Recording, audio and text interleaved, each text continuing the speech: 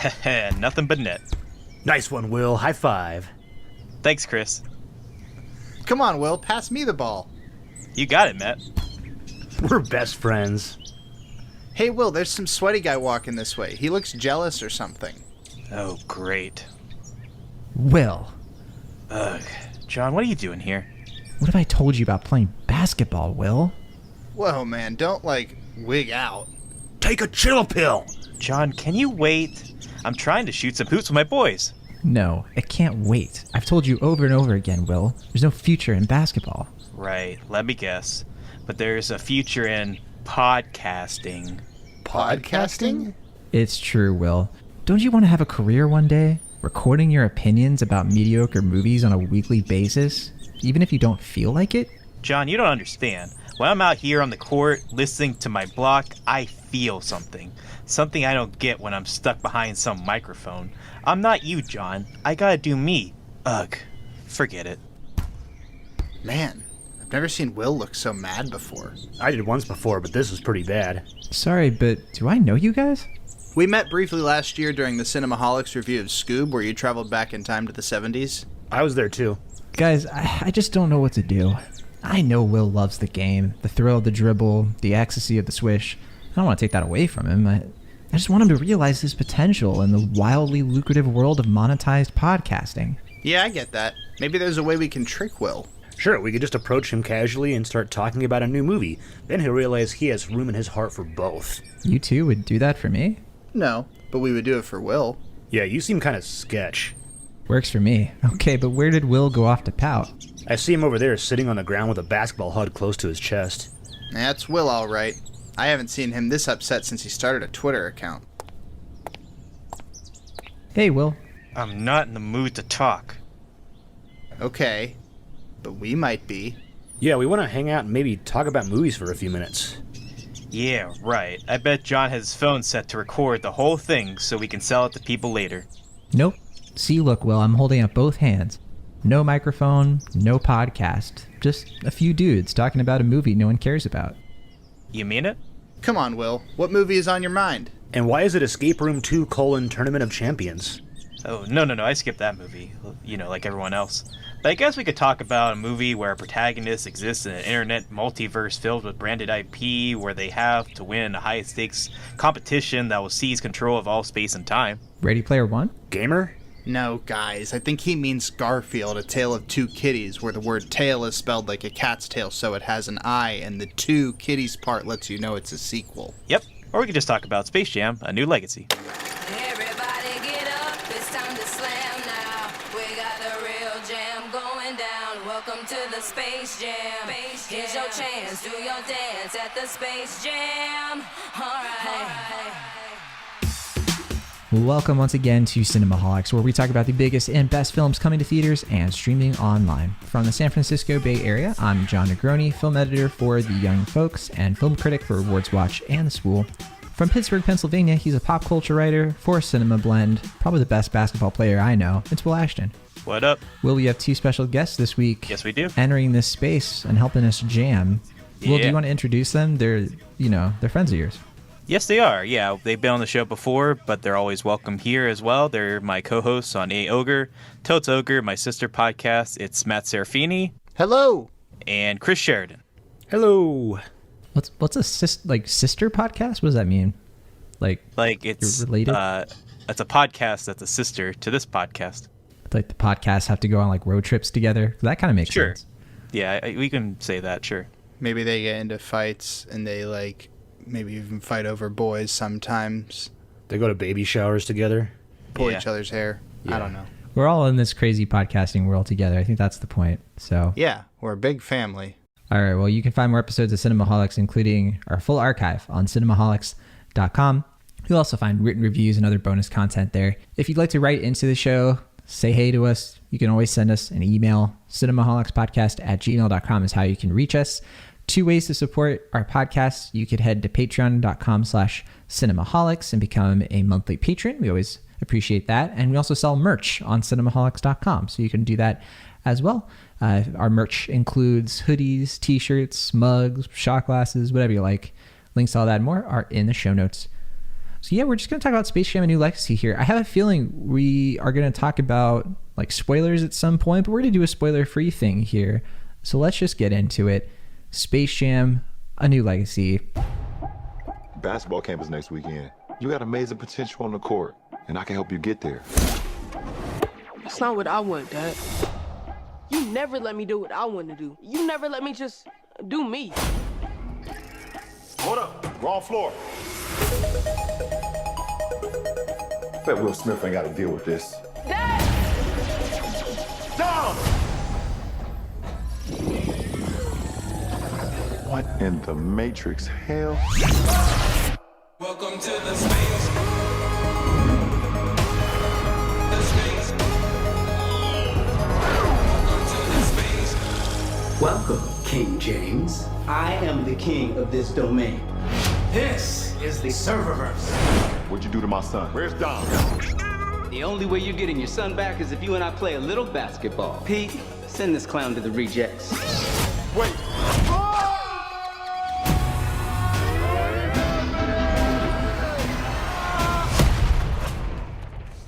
What is this? Ah! I'm a cartoon? What's up, Doc? This is a long-awaited movie. It's the sequel to the 1996 movie Space Jam, which had, of course, Michael Jordan going on an interdimensional journey to play basketball with the Looney Tunes against aliens.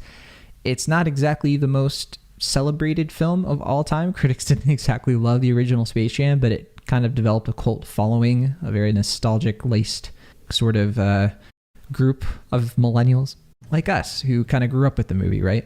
Yeah, and it also did tremendously well at the box office, to be clear. It's not just like people found it later on.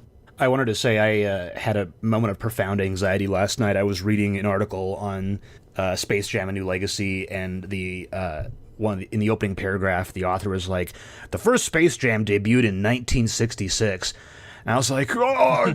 It's like Matt Damon, old person in Saving Private Ryan.gif. And did you briefly forget how old you were? Yeah, no, I was like, wait a second, there's no way that movie came out in the 60s. Well, Chris is timeless. He's a timeless That's person. fair, yeah. We also did establish we are from the 70s, so I guess it's a reasonable misconception. Yeah, he's like, I saw it when I was 4. Yeah, that Space Jam movie, I didn't see it in theaters, but we did have the VHS. We watched it all the time. Will, you're right. It was a box office success. But I think a big reason why it was successful, despite the, the critics kind of revolting, is because it was Michael Jordan. I mean, this was like peak Michael Jordan. He was about to win his, 7th NBA championship the next year. So people were all into this movie. Plus, it was based on a commercial people kind of knew about. Yeah, I mean, it was also like the return of the Looney Tunes to the big screen, and I think they had one other feature film before this. I don't know if it they went were back in action. Oh no, you're talking about before this. Yeah, I forget. I thought there was like a Looney Tunes movie before this, like a feature-length Looney Tunes movie, but I could be mistaken. But it was like their big return. What was that? I think Who Framed Roger Rabbit is probably the closest thing to that. Is that? But that's not Looney Tunes. I don't remember any Looney Tunes thing, at least in live action. Yeah, maybe I'm just thinking of a direct-to-video thing, because I just knew, like, at the very least, this was the first time the Looney Tunes had been on the big screen in years, probably decades. And that, combined with the genuine star presence of Michael Jordan, just seemed like a win-win for everyone involved. Yeah, absolutely. I mean, this movie was a commercial, It was like a commercial turned into a movie. That was the whole point. It wasn't supposed to be, a pretentious movie. It wasn't supposed to be some kind of... It was just supposed to be like a crowd-pleasing blockbuster for Michael Jordan fans and Looney Tunes fans. And I guess in a way, that's kind of what Space Jam: A New Legacy is. So setting this film up, it's one that like a lot of people have been considering like spin-offs of the Space Jam thing, but with other kind of like high-profile celebrities. I think at one point Tony Hawk was considered for like a Space Jam kind of thing. Mm-hmm. And Jackie Tiger Chan. Woods. Yeah, Jackie Chan Woods. And Tiger Woods, Jeff Gordon. I think they were going to do a NASCAR one. Yeah, a lot of those elements became part of Back in Action. I know that. Right. So Looney Tunes Back in Action did come out in 2003 with Brendan Fraser. And The difference, though, with like all of those movies and this one is that I know for years people have been saying like LeBron James, you know, he's been, you know, one of the best basketball players of all time for over a decade now, I think has been the consensus. And the idea of like doing like a legacy sequel for Space Jam, you know, with LeBron James, I know that's something a lot of people have been like weirdly excited about, of like, oh yeah, why not? Let's just do that. And it finally became true. They finally started filming this thing a couple years ago. It's now being released by Warner Brothers. You can watch it in theaters or on HBO Max for the next 30 days or so, depending on when you're listening to this. Wait, Warner Brothers made this? I literally made that joke to the publicist after the screening. I was like, wait, who made this? Which studio? Was it Disney? The publicist was not amused. But yeah, no, so you can watch this on HBO Max right now, and kind of like we're alluding to, what's very different from this movie to the original is the fact that it's a ton of Warner Brothers content. It's part of the story. They're not in space or whatever anymore. There's like a internet multiverse of Warner Brothers content. Like it's like being in a theme park where, you know, like what if the theme park was like real, I guess, or like an internet version of a theme park where you have like, this is the Matrix land, this is Lord of the Rings and Game of Thrones land, and this is DC land. Here's the gift shop where you can buy all your toys. It's that kind of thing. It makes you wonder why it's called Space Jam, but I guess it's the digital space in this one. Is that was a note I did have as well, is that there is no space in this movie called Space Jam: A New Legacy. They do fly around it with a like rocket ship. It does look like space, so I guess it's a UFO. Yeah. Okay. I think it still works. But yeah, so the plot of this movie is that LeBron James has to bond with his like fake family because these aren't his real kids. I thought that was kind of weird, honestly, but you know, what are you gonna do? At this point, we kind of cut forward, like we get a cold open where we're kind of introduced to LeBron James as like a kid, and he learns like, I gotta stop playing video games. I gotta stop playing Game Boy, you know, because it's 1995 or whatever year, and he has to like buckle down, or 1997. He has to buckle down. He's got to start playing the game, you know, and so he becomes a very serious basketball champion. And then we cut to the present day, I guess, and he has one son who, you know, he likes basketball fine, but he really just wants to like focus on building his video game. And then the two of them get caught up in this plot where there's this like Warner Brothers thing called a serververse. They go to the Warner Brothers lot, and Don Cheadle plays this internet algorithm called Algorithm. One of the greatest film names I think that's ever been created. It's like right up there with like, in terms of titles, like it's the Too Fast, Too Furious of villain names, if you ask me. Evelyn Dever. See, that one was just sad because it was like not even. It kind of like messed with the story because like that like revealed that she was the villain if you were just like paying attention. But anyway, so they get sucked into the Warner Brothers serververse, and LeBron basically he has to save his son. It's kind of like Hook, where his son is like being sort of like charmed by an algorithm, doesn't really know what's going on is bad, and there's a basketball game that he has to win with Looney Tunes help. That's basically the setup. So we'll start with you, Will. What'd you think of Space Jam: A New Legacy? And yeah, how do you think this one compares to the original for you? I know we've talked about the original a bunch, you and me, but yeah, for the listeners who don't know, where do you stand? Well, do you want me to start with the original or lead into my thoughts on A New Legacy? Whatever works for you. You got to do you. Sure. Will. All right. Well, I mean, like you, I grew up with the original Space Jam. I didn't really look at it objectively as a kid. I was just like, this is fun. Looney Tunes, basketball. It's zippy. It's zany. It's just fun. And it's short. And I would just watch it a lot, I think, for that reason. Like, I don't remember ever really, like, laughing much at it or, like, thinking it was, like, a great film, but just being highly amused by it and thinking it was just a good time on my VHS. So for that reason, I remember watching it over and over and over again in a way that I don't think I really rewatched Back in Action, even though I did like that film when I saw it. But I could definitely, the nostalgia for it made sense because it came out at that right time for a lot of people, especially millennials. And I think if you see it that age and in that time of your life, like if you see it between ages whatever 6 to 12, I think it's just going to hit that spot perfectly. And if you don't see in that age or in that demographic, then it's just a very weird, very corporate, cynical movie.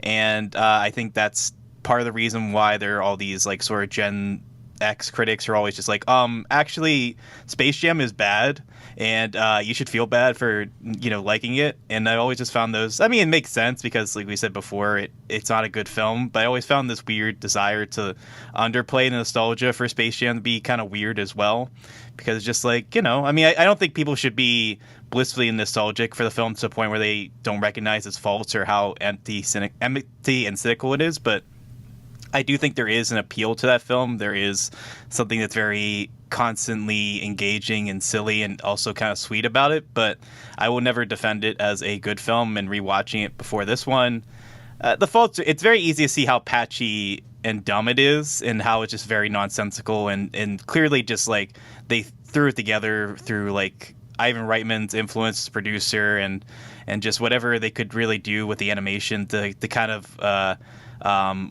gloss over, I guess, Michael Jordan's limitations as an actor, even though I don't think he's as bad as people say he is, but that's a conversation I guess we can have later. But with this movie, I think he's fine in like the opening. I think in the live action family stuff, he's fine. I think when he's in the CG green screen world, he's bad. Yeah. That would be my... Around. You think he's better in the animation world? Yeah. Okay, that's an interesting I think take. he's more. I don't think his acting is better, but I think he's more entertaining as an actor because you can just tell he's bewildered. But I think that also kind of works better for that film for reasons I'll discuss later regarding LeBron James' performance in this film. But when it comes to New Legacy, I didn't really have much. I think it's the type of film that if it had come out when I was 14, I would have been like, oh, hell yeah, like finally, let's watch this. But now at like 28, I'm like, okay. I guess we can do this now. Like it's weird that there's a family film that's made for like 6-year-olds and me. Like it just feels like weird that there's like a family film that's directed to very different audiences. And I feel like you can kind of see that in the end product because I think it's a film that's both better and worse than I anticipated in that I think there's elements here that are a little bit more cohesive. I think the inherent like father-son story that's supposed to be at the root of the original Space Jam is a little bit more fleshed out here. I think the dynamic between Dom and LeBron James in this film, there is some emotional earnestness to it, and I think that's primarily Ryan Coogler's influence as a producer. It just feels like what he's like a similar energy that he's bringing to something like Creed is here as well. And I think those moments stand out to me more in comparison to the original film. But at the same time, I feel like this movie, it's so apparently craven in what it's trying to do, and it doesn't really have as much visual flair as the original film. Malcolm D. Lee is a director who can be both great and terrible, and I feel like all of his like directorial flourishes in this film, it's like the ultimate Malcolm D. Lee movie because it just has moments that are like really weird and inspired and other moments that are just like so embarrassingly low. It's just like, why am I even watching this? It feels like my soul is escaping my body. And then like something kind of goofy and fun will come back on and my soul returns to my earthly vessel. And it's just like, that was my experience watching this film. It's just that like for every moment of kind of inspired zaniness that I would hope for from a Space Jam sequel, there were like one or two other sequences that are just entirely just devoid of wit or inspiration, and clearly just WB trying to force their brand into this film, which again doesn't make it entirely different than the original film, but it does, it doesn't excuse it for what it's trying to do, which is basically promote and sell HBO Max and their wide archive of a century of film. So it's, I don't know, I'll discuss probably later on. I think it's too weird of a film for me to dislike in full. But it's also a film that it is what it is. Like I don't think it's awful. I don't think it's as bad as some critics are saying it is. But at the same time, I don't think it's necessarily good either. I'm not going to give it a pass. But I think it's both too weird and not weird enough. Exactly. That's the best way to put it. I'll say I think I want to make sure everybody gets their chance, right? But I do want to point out I had a moment in this movie where I was thinking to myself, I kind of like that Warner Brothers is kind of getting out there and being like, look at all the stuff we have, because I think Disney does that all of the time and they don't get nearly the same pushback from people. So to me, it was sort of like, I liked the idea, like there is like real competition at Disney. They have an amazing Yeah. catalog, and so I kind of like the idea of like, I don't know, showing that to people. I mean, to be fair, I don't think the sins of this movie are much worse than something like Ralph Breaks the Internet, which does a lot of the same things and Yeah. it's equally kind of annoying for similar reasons. But people give that movie a pass for whatever reason. Yeah, well, okay, so we're getting ahead of ourselves, of course. I did. There was one thing you said, Will, I wanted to address too. Like, one thing that bugs me when like Gen X people and baby boomers kind of get on our case, our millennial case about liking Space Jam. It's like, we know it's bad.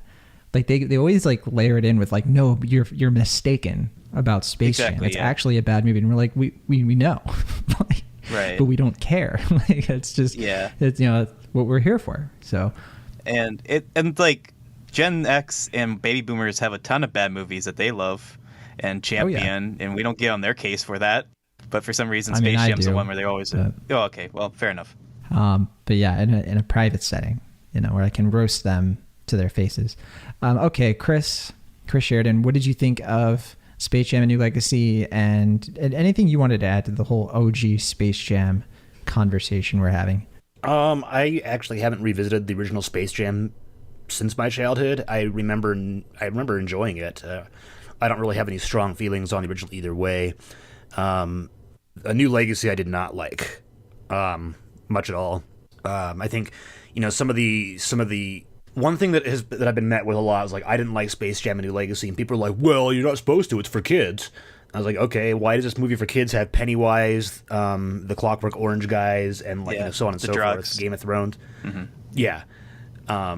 So that thing that was the amount of cameos and IP inclusion in A New Legacy was very anachronistic, especially since they spend like a whole few minutes spoofing The Matrix.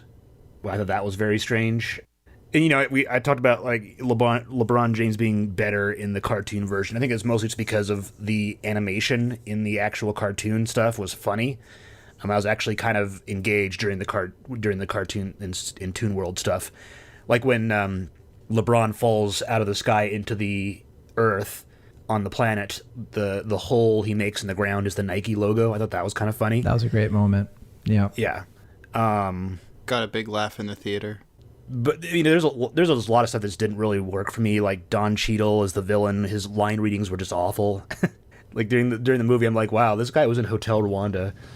I think I'll defend Cheeto a little bit by saying he had easily the worst dialogue in this movie. Like you could give those lines to any professional actor and they'll sound kind of wooden and hammy. I don't think he's necessarily good in this, but I'll defend him further and say I do think he's good at this, and he's probably the best character in the movie, in my opinion. I would not go that far. I'll defend him in that. I'll hop in and say I think Don Cheadle's a nice guy and that he deserved his Emmy nomination for Falcon and Winter Soldier. Yes. Wait, he wasn't in Falcon and Winter Soldier. Yeah, he was. Oh, that's. He was? Wait, I don't. Are we doing a bit? I think that's what. No, he got nominated for an Emmy for Falcon and the Winter Soldier. Yeah, he did. Because he was. I don't even remember him And being a lot of in people that. are dunking. He's in the first episode and he got a nomination for like guest star performance in it. And even people are he memeing was it like, because he's in like thanks, two I scenes. guess. Yeah, it's. Oh yeah, it's the Hollywood Reporter. Don Cheadle reacts to Emmy nomination for a 98-second cameo. Like, I watched Falcon and Winter Soldier. I do not even remember this. Like, that is pretty No, me embarrassing. neither. I watched that episode twice and I didn't remember it. Is it in the first episode? It is, yeah. I like to think that during the Jeez. awards clip ceremony, they'll just show that clip twice. There you go. Oh man. But yeah, sorry, Chris, for interrupting Yeah, your sorry. flow. No, that's great. That's fine. It's a strange movie, but not in the ways that I think would have made it work better. Not even withstanding the fact that like basketball kind of barely even factors into the movie. It does, but there's like so much visual noise that you don't even really get to see LeBron be a basketball star, if that makes sense. You do in the opening montage. You do, yeah, true. I also want to point out my roommate has such a toxic hatred for LeBron James, he refuses to watch this movie or even hear about it. See, one thing I appreciate in this movie is that if you do have a lot of toxic hate for LeBron, they do a lot of jokes at his expense. And he like True. lets himself in on the joke. You know, like even Cheadle gets in a whole dig at him, being like, "Oh, your dad left. What a surprise! Like he left Cleveland. He left." You know what I mean? Like, there was some stuff like that. I was like, "That's fun." It's like, look out, Lakers. Yeah. I thought that was actually really funny. Also, people keep talking about there's a cameo of the nuns from the Devils in this, and I didn't spot that. Oh, she's very apparent. You see her at least twice. I could never take Maybe my I just eyes don't know enough off about her. the Devils. Oh, you know what?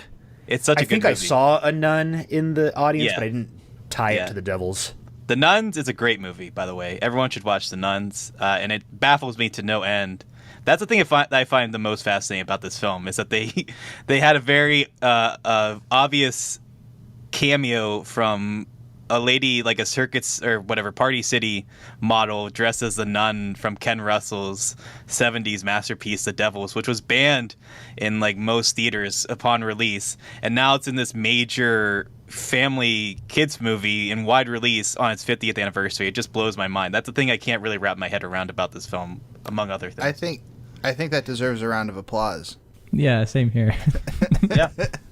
There were some people who were like doing the production design, the casting, and the basic story. There's a lot of people in the screenplay and the story for this movie, by the way. But yeah, we don't have to get into that. Didn't Terrence Dance get like 3 credits for the screenplay?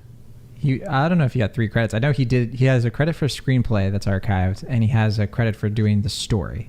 So I thought either way, I thought it was like whatever, like whoever else was the credited screenwriters, and it was like blank, whatever the what's this, the symbol for and ampersand,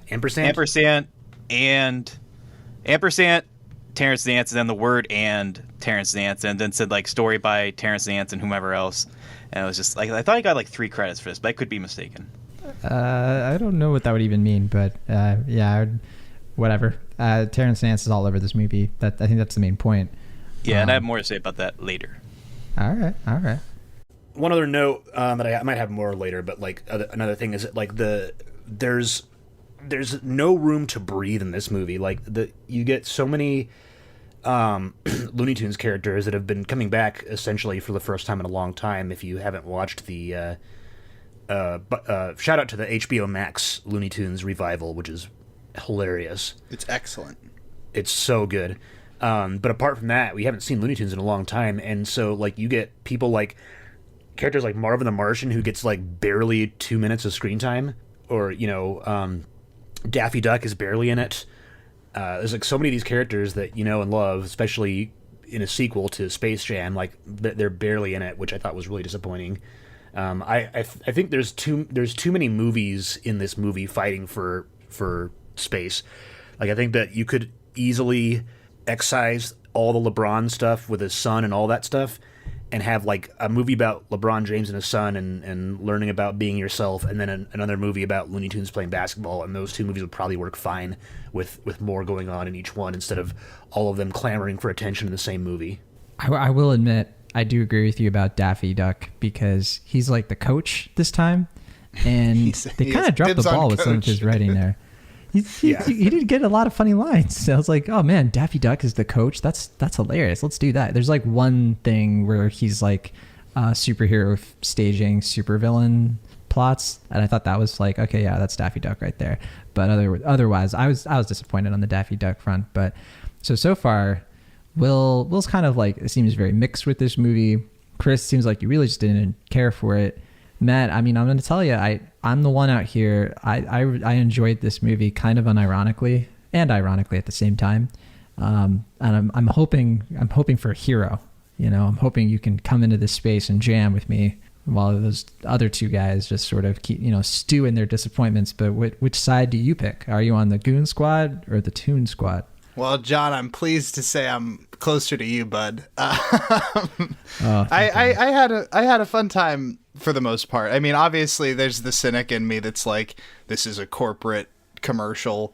But like, if I can just tell him to be quiet in my head, I was like, hey, it's the Looney Tunes. I mean, above all else, we got some good new 2D animation from a major studio on the big screen.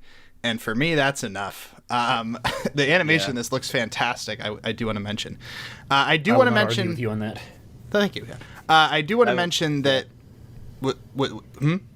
Oh, sorry. I was just gonna say it's kind of embarrassing, but I felt like I think it got a little emotional when I saw 2D animation from like an original. That's not 2D embarrassing. animation That's not embarrassing at all. on Looney Tunes on the big screen. Right. Again, it was just like I just didn't think I'd see this again on the big screen, like original 2D animation. It's not original, I guess, but like original enough where it's just like, oh, I didn't know this could happen. But then, yeah. Yeah, no, I genuinely enjoyed the 2D animation. then- It's like the first half of the Yeah. movie I thought was really fun. But then Chungus appeared, and then I was just like, oh, okay. I actually thought Chungus was hilarious. That actually kind of got an eye roll from me, but I was just like, whatever. That's like that's the trying to appeal to Twitter. I get what they're trying to do. He's a big chungus. He's a big chunky boy. But sorry, Matt, you were talking? Yeah, I was glad to see 2D animation on the big screen with the Looney Tunes. I guess I should also talk about my relationship to the original Space Jam, which is that I don't think see it until I was like in maybe second or third grade.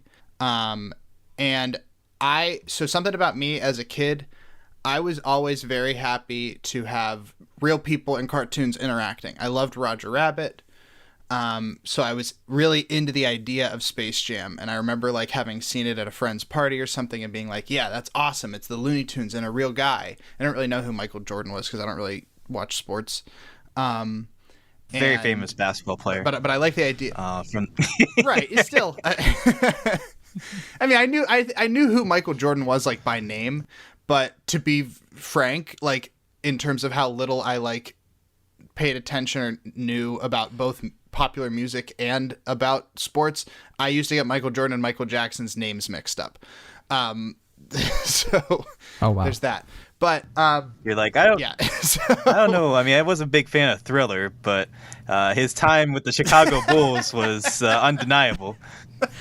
I'm surprised he's being canceled by this HBO documentary. Yeah. But if he did that, that's Man, what did That they is get bad. into in The Last Dance? anyway, bottom line, I was more of a back in action kid. So that's why I mentioned that. But yeah, the idea of a new Space Jam movie is great, and obviously, like I said, I like cartoons and real people interacting. So I was like a little bit disheartened when I saw the trailer for this had LeBron becoming a cartoon whenever he meets the Looney Tunes. But I think that the animation was good enough that it ended up selling me on it, and I ended up thinking that was actually a better choice. Having LeBron be a cartoon, it was a lot more fun. And plus, I mean, we still got, like, during the Mad Max sequence, you get a little bit of cartoons and real people interacting. So, but yeah, ultimately, though, I was a fan of this movie. I thought it was, like, light, fun, good animation made up for... I would say the good animation in this movie does, like, 80% of the legwork in terms of how much I liked it. I think that's a fair assumption, because obviously the script and plot, there's not much there. But I think I am confident in saying I think this movie is objectively better than the original because it's like actually a movie. We rewatched the first one on Thursday night, my roommate and I, and it's I've only rewatched that as an adult like twice, and both times I've been like, this movie is just like objectively really poorly put together. It's poorly edited, it's poorly written, but as Will has said, it accomplishes what it sets out to do, and it's really good for 12-year-old boys and girls, and that's great. And I do like Space Jam for what it is, but I think it's like objectively a bad movie, whereas this one I feel like is objectively at least okay. But I don't know. I know that I'm disagreeing with Will and Chris on this, but It's okay, Matt. I'm here to support you because I'm probably the most positive on this movie. And I went into it really dreading this experience because most of the screenings were earlier in the week. I was at one of the midweek screenings. And so by the time I was watching this movie, I was seeing just like a dogpiling taking place. Like the embargo had been up for a few hours and people were just like, forget this movie. I wish this movie didn't exist. And it's not like I had expectations because I agree with you. I guess all of you. It's like it's the original. The original Space Jam was not like a good movie necessarily. It was just kind of like a staple of our childhoods. It was like it's just such a unique idea that really stuck out in the 90s of taking these two very different worlds and putting them together. Like, that's the kind of stuff that I would really like growing up. I was like, okay, basketball is like a part of like, or just sports in general. It's a part of like my life that is like its own thing of like real events, like a real basketball player kind of merging though with like this fantastical like cartoon world. That was just cool. Like, that was just like, as a kid, it was cool to like experience, you know, that kind of mashup of things. And I think they had a difficult task with this movie because they had to like do that in a world where people expect everything to be interconnected. They expect like characters from other movies to show up in other movies like all the time, right? Totally. Oh yeah, and I think that just irrespective of the actual quality, the original Space Jam was just something that our entire generation just got kind of sucked up into the zeitgeist because, you know, at that time, that's the other thing is like Michael Jordan was like the guy, you know, the sports celebrity of that time, I think, and I think LeBron James is, I don't see as much of his stardom being factored into kids, you know, and their discourse, you know what I mean? Like, but Yeah. I feel like Michael Jordan was the kind of guy where like, even if you didn't know what basketball was, you still might own a Chicago Bulls cap. You might still think that he's like an amazing concert performer, you know, on the side, like Matt Cerny. Yeah. Hey, I should also note I was born in '95, so you know a little bit younger. Didn't Michael Jordan? So what year did he retire? He came back though, like in the early 2000s. So he was still playing ball. Yeah, he was playing with the Wizards till like the 2000s. 2003 or something. So Okay. it's okay, Matt. I missed the height of his fame, though. I would Like, say. here's how big Michael Jordan was. Like, when I was in third grade, this was like, I think before he like was like left the Bulls, or like the Bulls didn't renew his contract or whatever happened there. I was in third grade, and like our teacher like announced it like it was 9/11. Basically, I was like, Michael Jordan has retired from basketball, and like the entire class, we had to like cancel like an entire like math section of the day to like cope with this. Like, it was a big deal.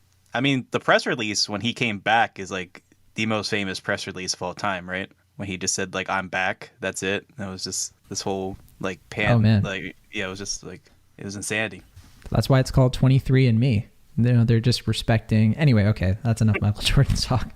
But all that to say, I think at this point, LeBron. I like that this movie, by the way, like kind of makes the joke of like it's arguable that LeBron's the greatest of all time. There's this kind of thing of like trying to compare him 1-to-1 with Michael Jordan, and I don't think that works. Like, I just don't think that LeBron has that same sort of like greatest of all time, everybody can agree on this kind of quality that Michael Jordan has, because I think he's a player in a different era. And like, I think what's like, I look at Michael Jordan as kind of like the George Washington of the NBA, just because like the NBA wasn't nearly as big as it is now without him. Like, it existed before him, right? Sure. It's like kind of comparing George Washington to, I don't know, like James Madison or something. That's like, oh yeah, you know, it's like another sort of like founding father kind of person who came along a little later. I guess not James Madison. I need to rewatch it's Hamilton. I'd say Lincoln. It's like maybe. comparing like Babe Ruth to like A-Rod. Sure. Yeah. It's like we're gonna A-Rod talk has a baseball. ton of name recognition. Like, people know people know him, but Yeah. it's like, it's just different. It's there's not this sort of like mythic quality to him, if that makes sense. Exactly. Yeah.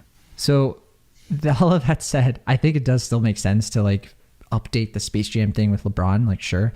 I think where the movie, the criticism I can agree with the most, the thing that bugged me the most about this, and I think it's something that Will and Chris touched on for sure, is that the Looney Tunes too often are kind of put to the side a bit and in favor of all this other stuff. Mm-hmm. That's why my favorite thing about this movie is when we spend a lot of time with the Looney Tunes themselves, like when we're going to like the different planets where all of a sudden it becomes Mad Max. That had me like giddy like a child, like when we saw all of those like worlds, including these like the DC thing. Like, oh, I'm sorry, but like watching who was it again? Was it Sylvester like spraying the like paint on his mouth? Oh, I think it's Wile E. Oh, Coyote. you're right. Yeah, because Roadrunner he holds was up the sign that says "Witness me." like stuff like that. Just had me so happy that I was like sitting there and I was seeing this on the big screen. And I was like, this is just silly. It's stupid. It's a commercial, but it's and, like commercials can be entertaining too. Did you guys all see it in theaters? Yeah, I did. I did. Okay, I saw it on HBO Max, so that could have affected my experience. Maybe. I mean, I was at a press screening and like people were not laughing. I was the only person laughing. So take that for what I was like cackling a lot. And I think the reason I probably give this movie so much credit is because it made me laugh so much. It's stupid humor, but they got me. Like some of the cleverness, some of the actual like Looney Tunes shenanigans that they do, the way that they score points, and like that's what I came to see. And we do get a lot of it. Yes. And so I think that's why I'm kind of like, oh yeah, that was fun. Instead of kind of like I know Chris, you brought this up of like people saying, I was like, well, of course you didn't like it. It's for kids. Like clearly they made this for adults to enjoy it too. Like that they can't rest on that excuse. Right. Yeah. My biggest complaint is that it's actually too much for adults and not enough for kids. Like I think the references are mostly going to elude younger audiences to the point where I don't know if they're going to get the enjoyment. Like there's obviously like adult stuff in the original Space Jam, but it's aimed, as we've been mentioning, for like, 6 to 10-year-olds. And like this one, like I feel it's mostly made for someone like me, which is just weird. Like it should be like, if you're going to make a Space Jam for a new generation, make it for like the 8 and 10-year-olds, like make it for them. Like include a bunch of their stuff. Like it's just weird that like they're trying to like win me over. It just that I find to be very odd. I don't know if I fully agree. I think parts of the movie are like that, but not the whole thing.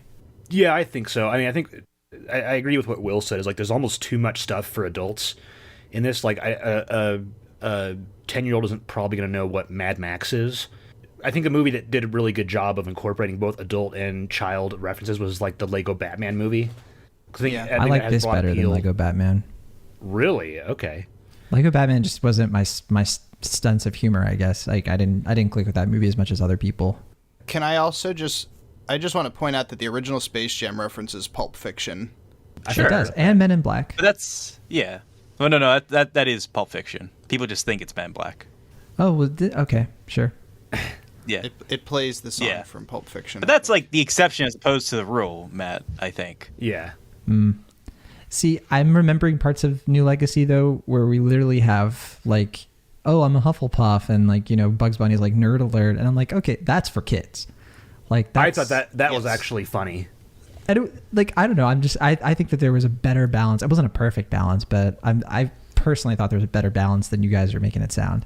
I mean, like there's obviously like stuff in the original Space Jam where it's just like they're referencing like, oh, like the producer told us to come here, or like, like we're appealing to the executives and stuff like that. And obviously like kids aren't going to be like, like thinking about that stuff. And there's a lot of that in the original Space Jam. So there is adult tinging stuff. But I think for the most part, the original Space Jam has the insane interest of young children at heart, as opposed to this film, which just feels like it's trying to like win over jaded millennials who are like, I don't know about new Space Jam. It's just like, Mad Max reference. There's literally a whole gag in here where like there's slapstick, like a basketball hit one of his son's face. Like they put stuff in this movie that is like 4 quadrant. I can't get on the train. I don't think we're giving kids enough credit, Will and Chris. Okay. Like as a kid, I would see movies that would reference things that I didn't understand all the time, and you know what I would do when I didn't understand a reference? Pretend you did. I would ignore it and listen to the next joke. Okay. Oh. Like there are things that went over my head until I watched Space Jam again this past Thursday, and like that's just, it doesn't hurt the movie. And I think that I think this one's kind of the same as the original. Like there's jokes that'll go over kids' heads, but it'll just do that, and then they'll catch the one that's thrown to them. Like, is Notorious P.I.G. is that supposed to be for adults? Because if so, that's for you, John. That's just for me. Yeah, I actually that think one was just for you. That it's the worst part of the movie. But here's the thing: that could have been the best part of the movie. They messed it up completely. How so? The rap itself is not good, which I get is probably the point. But like, if you actually did write a really good rap and you could have gotten the Porky voice to be just better for it, like better match to it, or you just dub like a real rapper or something, that could have been the best part of the movie. I'm saying it right here. But instead they kind of did a safe, sanitized version of it. And I was like, eh. No, the other thing in regards to the references that I was thinking is that a lot of the, maybe just because I'm 31, a lot of the more child references, like the joke is the reference. Like it's like, oh, haha, it's the Harry Potter castle and the music, and then they're just done with that.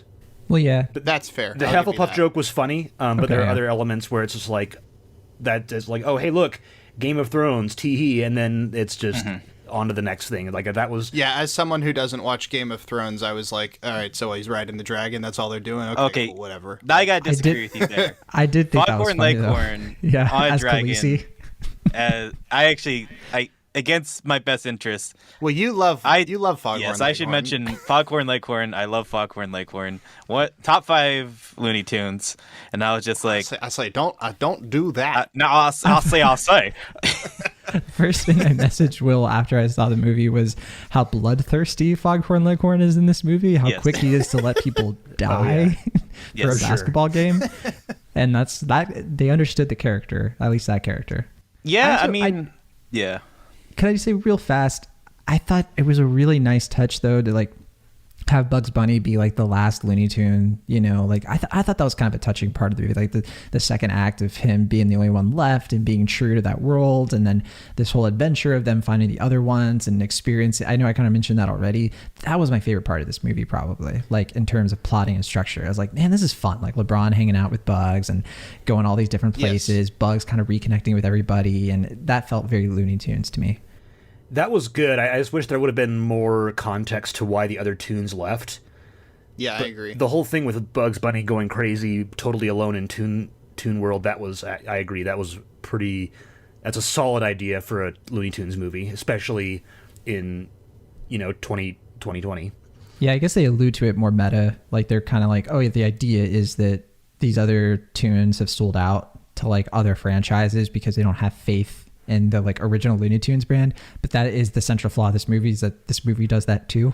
So they kind of cut themselves short by not committing to that. Although I guess like they have like the expected like, oh, you just got to be loony and then everything's going to work out. So I guess they do have that angle of the movie, but that's my long-winded way of saying I like this movie. My ultimate thought on this movie, I think, is that it feels like 3 different focus groups were writing their own movie and they just kind of rammed it all together. Oh, yeah, Will, you were going to mention that because it's a lot of screenwriters and Terrence Nance of it all. And yeah, what was your point for that? Yeah, so the main thing when they announced they're going to do Space Jam 2, it's like, okay, whatever, like 20 years late, but fine. We're going to do another Space Jam. This might as well happen. And then, it's like Ryan Coogler's going to produce it. And it's like, oh, okay, that's unexpected. It's like LeBron James is going to be starring in it. It's like, okay, well, he was pretty good in Trainwreck. That's, it's promising. And it's like Terrence Nance is going to write and direct it. And to me, that was like, okay, I'm sold. Like, if you're going to have Terrence Nance be involved, like that sounds like, if you're just going to do Space Jam, have someone like Terrence Nance, who is like an original filmmaker. He does Random Act of Flyness on HBO. He has a really good indie called An Oversimplification of Her Beauty. And I was like, okay, what's this guy going to do with a big budget movie like this? And I think you can kind of see the seeds of what he was trying to do, which is like the meta narrative, but I think it was like more ironic and more self-aware. And I think it was this type of story, but it was like more keyed into what you were saying before, John, where it's just like LeBron is trying to be in Michael Jordan's shadow, but he's like also like self-aware that he is not Michael Jordan, and like the Al G Rhythm character is like self-aware, like, yes, this movie is trying to push this like agenda, this like like this need to do another Space Jam, to repeat the formula basically. And I think you can kind of see like from the outline of this movie what I believe Terrence Nance was going to do with it, which is like something that's like skewing the formula of like a blockbuster like this, something that's obviously very corporately driven, and adding his like own flourishes and unique ideas to it. And I feel like Warner Bros., I have no idea what happened behind the scenes, but I feel like they probably caught wise where like, no, like we just want to do like a straightforward Space Jam movie. Like we don't want to do a like meta text narrative to this. And it's like, oh, okay, well, if that's what you want to do, then I'm out. And then they brought in Malcolm D. Lee, who, he's a working man filmmaker. He'll do the job. But I just feel like his vision for the project is not really what interested me in this. And if they're going to do Space Jam 2 decades later, like having a narrative that is like multi-texted and a little bit more self-aware and adding to like the themes of the original film, as we were suggesting, like with the father-son angle. And I feel like the movie gets like halfway with that stuff. And then like the obviously shoehorned in Warner Brothers stuff just overtakes it for the most part. And I find that's what's frustrating, is like what Chris is saying, like it feels like 5 different chefs are in the kitchen trying to dictate this movie, and it just feels so busy and overworked and like trying to do so many things that, like, you know, obviously the original Space Jam is a busy film and it's trying to do a lot at once. It's like kind of sewn together haphazardly, but I think it is a little bit more cohesive and it goes down easier because it is like 86 minutes as opposed to this, which is like 2 hours long, and it takes 40 minutes to an hour for the Looney Tunes to come into this Looney Tunes movie, and it just feels like exhausting after a point that's trying to do all these things at once. It just doesn't really have a cohesive center to it. It's 20 minutes, but sure. What's that? It's 20 minutes before the Looney Tunes show up, but I was about to sure. say, I don't think it was 40. Yeah, it's not an Feels hour. like longer. It I'll felt give long. you that. You mentioned that the original Space Jam was also very busy, but I think that movie's pace felt more congruent to the chaotic nature of Looney Tunes as a property, whereas this was just too much of everything else. Yeah, I would agree. I'm glad you mentioned Malcolm D. Lee again, because I think that they took a big risk here with him, but at the same time, I guess it kind of makes sense. Like, he has more misses than hits. You know, his last movie was Night School. The movie was terrible. I know Girls Trip was good fun, and I know, you know, the Best Man right. movies, you know, I like those. They're solid. That's the thing. He's Undercover also the guy who Brother, made, I like. Yeah. I would say the rest of his movies are like kind of average to like okay, with I guess the exception of like Scary Movie 5, because he did do that. But I think they did take kind of a risk, like bringing in kind of like you were saying, Will, just like a director who can just kind of get it done. Whereas like I see Terrence Nance's like original kind of idea for this, there's still like maybe little wrinkles, like little hints and echoes of his screenplay where it does get into that territory, and it is pretty meta. And I wish the movie was like full tilt into that sort of thing. But I think you're right that I think the studio kind of came in and just added layer upon layer of so much other stuff on top of his movie. That's me speculating.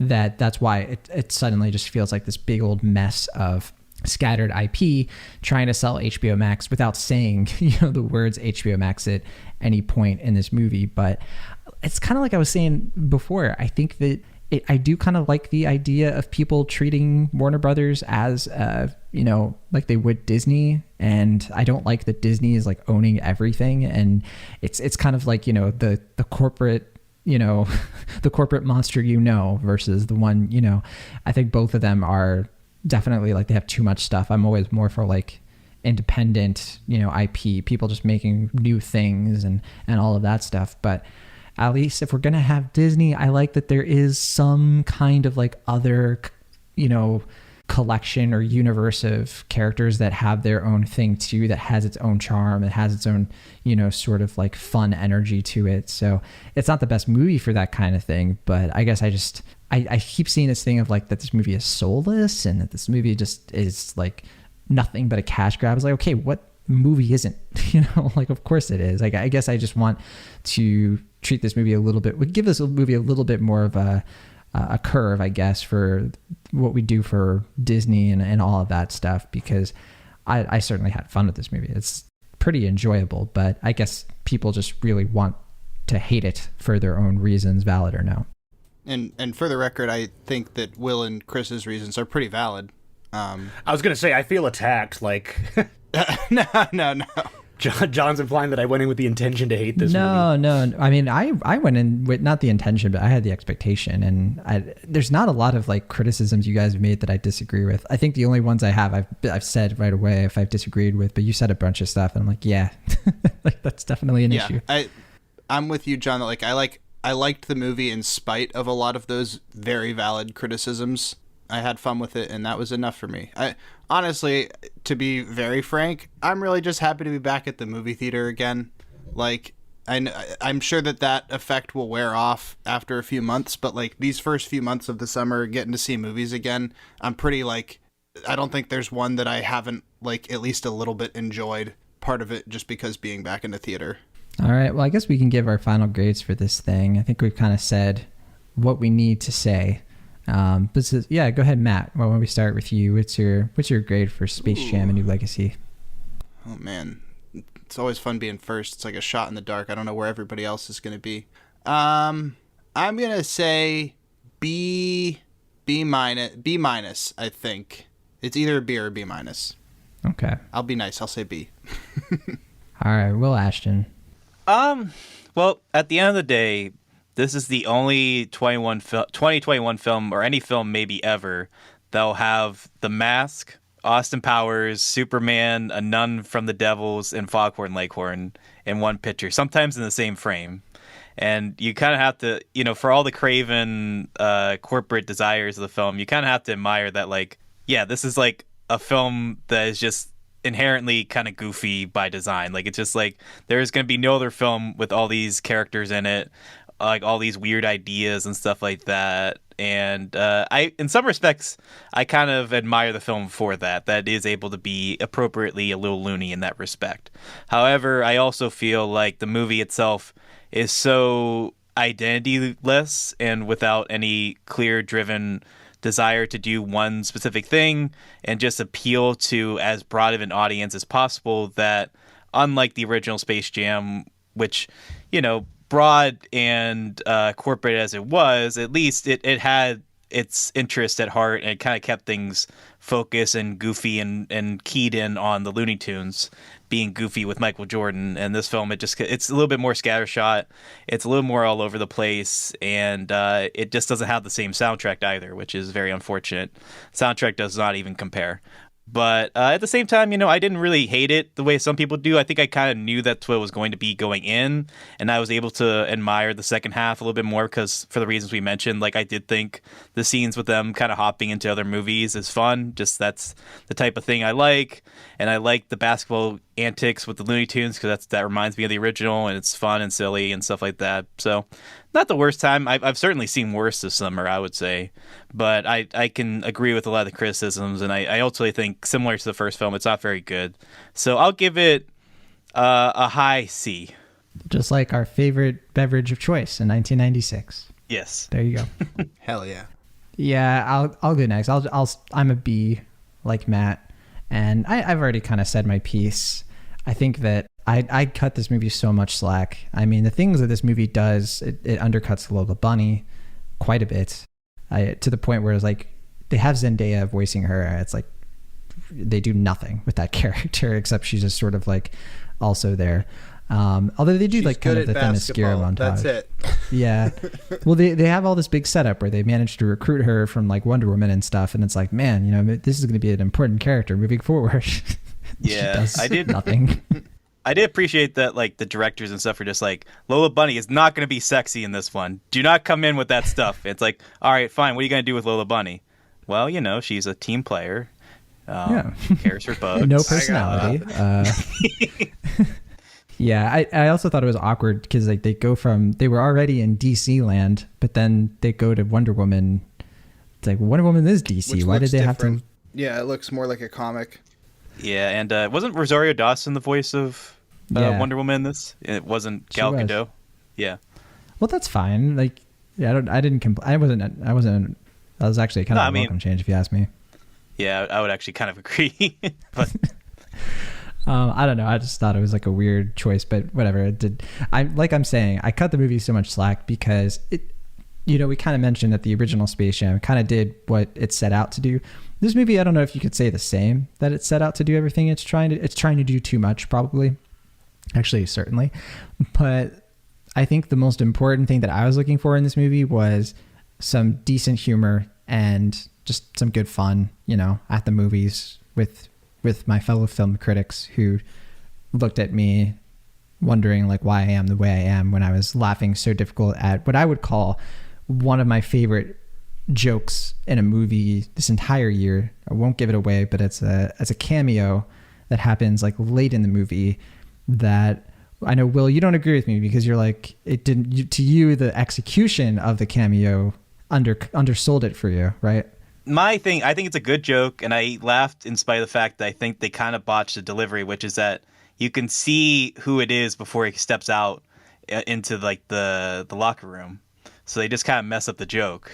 Like it's supposed to be like. I disagree because I still found it perfectly effective, but I mean, it still works. I also think kids aren't focused on the execution of it. I think like the kids might not recognize the person in the hallway. You can just see. I would actually. Face. I'd go as far as to say I don't think the average viewer would recognize as much. Like we got to remember, we're very in tune to like Hollywood as people who talk about movies regularly. Most people might not recognize the outline of that person the silhouette that you see before they enter the locker room. Yeah. And Matt, you're in Hollywood right now, aren't you? Like, aren't you like? Literally. Yeah. I'm in Glendale, but yeah. Oh yeah, basically. I still think the joke works. To be clear, I laughed. I laughed at the silhouette because I was like, I saw where it was going. I was like, oh, this is a good joke. I'm glad. they got that's this the thing. As soon as the joke starts, you know where it's going. Right. Yeah. But yeah. But it's still worked on me, and that's all to say. If it wasn't if it wasn't for that joke, I probably would be a B-. But I'm just bumping it up a bit because I thought that was such a great overall execution. So Yes. I like Space Jam: A New Legacy. Hard to recommend this one though. Like I haven't been super quick to recommend it to people. I've been like dosing it with caveats of like, man, this movie has a very specific energy. I don't think everyone's going to be into it, but I was. So, Chris, finish us out. Your final thoughts, your grade on this one. I'll give it a low C. I really enjoyed the 2D animation stuff. I liked the concept of where Bugs was in the world and as a character. I think, I mentioned Don Cheadle, his acting. I think if he would have gotten a lot more campy, that would have been more fun. But as a villain, he's kind of a wet noodle. And overall, I think Will put it really well. It's just like it's way too busy. It's got too many different ideas going on, and it lacks a coherent identity. There were a couple times that I laughed. I kind of just again watching it on HBO Max probably might have hampered it a little bit because I was maybe not. I didn't have my full undivided attention. But not that I was like doing anything else while I was watching it. Just I found myself zoning out a couple times. But overall, I just really didn't have a good time with it. But I didn't despise it like I thought I was going to. Because the first real piece of media I saw was the Notorious P.I.G. rap. I even tweeted out the video with the only comment being John 11:35, which is Jesus wept. It's a good tweet. But I think that kind of probably jaded me a little bit or conditioned me to hate the movie more. So I kind of went in expecting it to be awful, and it wasn't, but I really didn't enjoy it either. I can see why people that did enjoy it would enjoy it, but a lot of the choices it made just didn't satisfy me. I didn't watch the trailer, so I kind of, but I was aware of some things kind of going in because of Twitter and screenshots and people talking about stuff, but yeah, I don't know if that affected my enjoyment of the movie at all, so who knows. I want to also just mention I do like that the Looney Tunes take like direct umbrage to being made into CGI versions of themselves. Mm-hmm. Like they're all immediate. I don't know if that's a spoiler, but it's in the trailer, so I think it's okay. They're all immediately upset, and Bugs even says the classic like "this means war," except for Daffy. Which Daffy's like, I look expensive. Mm-hmm. Yeah, I liked that. I thought the decision to have him screaming in pain during the whole thing was a little unsettling, though. See, it's stuff like that where I'm just like, okay, they understand what I look for in a movie. Sure. I think ultimately, like, this just, for me, didn't have enough Looney Tunes.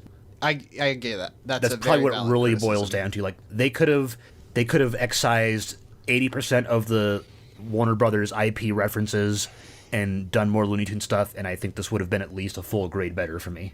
I also think it's odd to sort of like have Speedy Gonzalez and Roadrunner. It's like you already have Roadrunner as a speedster, so it's like what does Speedy bring to the table? I thought that was a big oversight. Speedy voiced by Gabriel Iglesias? Yeah, Gabriel Iglesias in this. Which is hard to even tell because they don't really give him a lot I didn't even know. Yeah, I didn't. I didn't know. You see it in the credits, yeah, and you're like, oh, okay. Yeah, I saw an interview thing where he was just like, Gabriel Iglesias talks about how honored he was to play Speedy Gonzalez, and after I saw the film, like days after, I was like, I didn't even know that was Gabriel Iglesias. One thing that really bugged me, I just thought about this, is that Don Cheadle makes it pretty much abundantly clear to Dom that he is a villain, and yet for the whole movie, Dom finds himself siding with him. Yeah. Like, I can't remember what exactly he says, like, oh, your dad never listens to you, or like whatever, because you're stupid, or I can't remember what he said. Basically, he says something relatively hurtful to Dom, and then, Dom still sides with him for the better part of the movie. I thought that was very jarring. That's what the script tells me to do, so I'll follow the script. Right. We didn't talk about the Goon Squad in this, like Klay Thompson, kind of shows up here, Anthony Davis, and they like do puns on like their like Klay Thompson is one of the Splash Brothers, so he's made of water, but he's also fire. And Anthony Davis, I think that kind of speaks for itself there. But it does kind of tell you that we're in a different era for the NBA because, like, I don't know, there's something compared to like the Goon Squad of the 90s that just isn't nearly as iconic or instantly iconic, I guess. But they do get an appearance here. So I also think the character the design. Monstars? Yeah. Yeah. I thought the character design for the Monstars was significantly worse than in the original. Wait, okay. So hang on. We need to let me clarify. The Monstars are the villains in the 96 version. Yeah. The Goon Squad is the villains in this. Which are you talking about? I think the Monstars look better and are more visually interesting than the Goon Squad. Okay. Which I forget.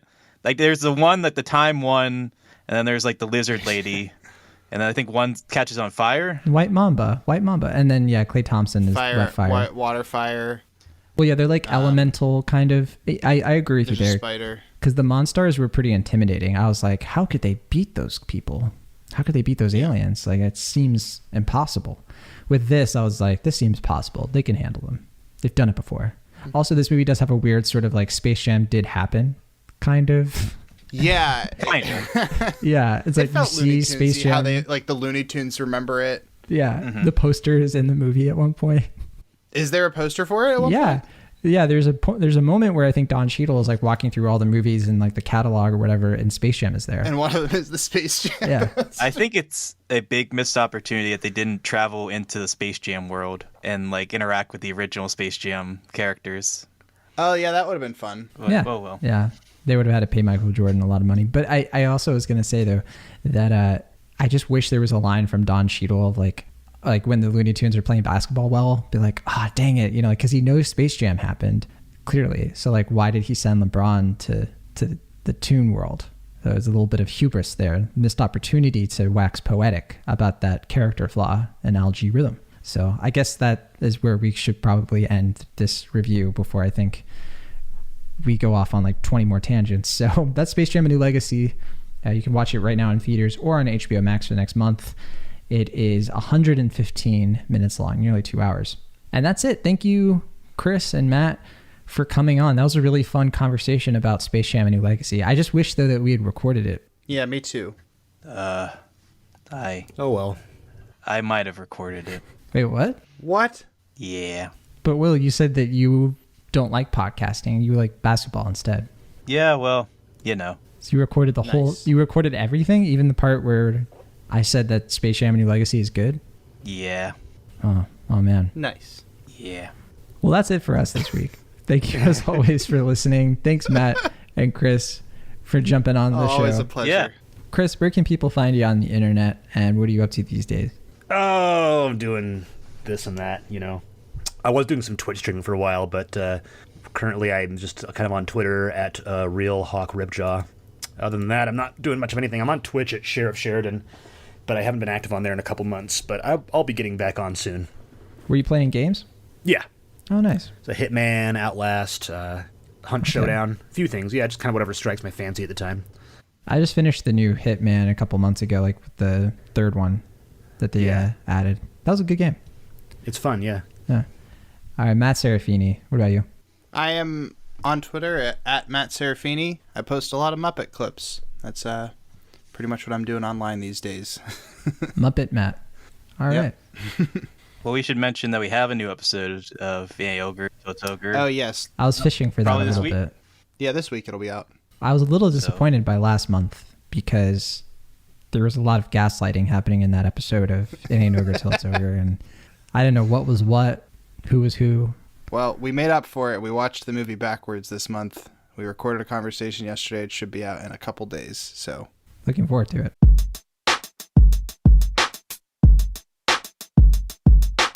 Thank you so much for listening to our show. Be sure to subscribe to Cinemaholics on your favorite podcast app of choice or find us on YouTube. See you all next time.